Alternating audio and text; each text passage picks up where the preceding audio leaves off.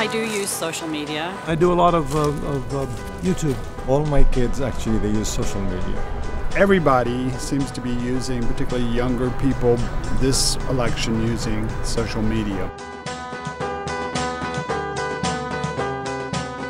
There's always people posting, and it's always within the news feeds. Friends are saying, oh, vote for this person, and hashtag who they're voting for. I see it all the time on status.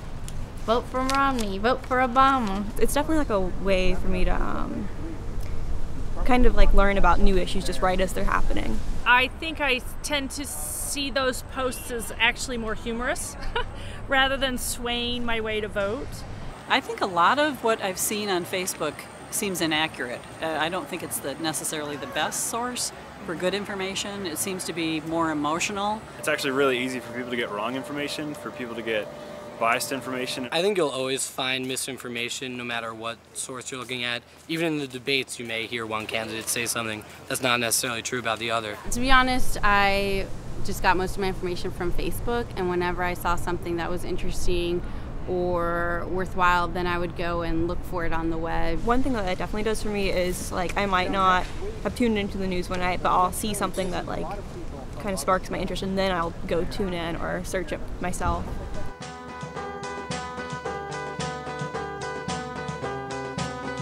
During the commercial breaks, I may, hop on Twitter real quick just to see, what my friends are saying about the debate. Oh yeah, you'll see, hashtag debate, hashtag candidate, blah, blah, blah. I like watching the immediate tweets as well, but I didn't tend to do that during the debate because I wanted to catch everything myself for the first time. But it was cool to be able to like check up on Facebook and see what my friends were saying about it and who they thought was in the lead, what they thought was happening, because I kind of trust them more than I trust like random bloggers. And so I think that was one way that I was able to feel connected to what was going on, because they were able to watch and sort of interpret it for me. And to have everyone engaged in a meaningful way is pretty refreshing.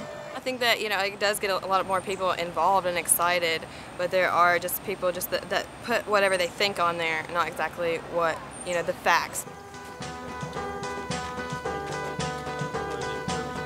I tend to be a little more careful about staying a little more nonpartisan because I own a business. I have a role of authority in the church, and so I try to stay away from endorsing a specific candidate. People will say a lot more when they can say it from a computer than they would actually say to your face or if they were having to speak. Sometimes you might have a change of mind, but once you put it out there, you can't take it back.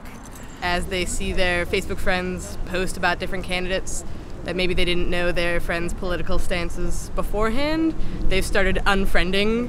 My son has definitely done that. He's really, reached a point where he has deleted a few people. I know that when I see a lot of people, like continually posting about something like that, I delete them or unfriend them. I do have a couple of relatives who asked, please don't send me anything. Politics doesn't really go anywhere when you're debating it with a friend, because one friend is going to have one area of what they go, and one's going to obviously have against it, so. Unless they are both independent and then they are open-minded and then, they are looking at issues broadly.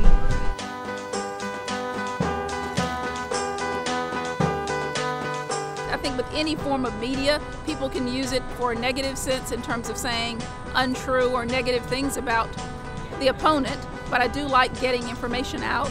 It makes you do more research and say, oh, I wasn't aware of that, let me go check that out. Of course, we all know it's a wave of the future, and Democratic, Republican, Independent, whatever it is, I think it's a great thing for people to be doing.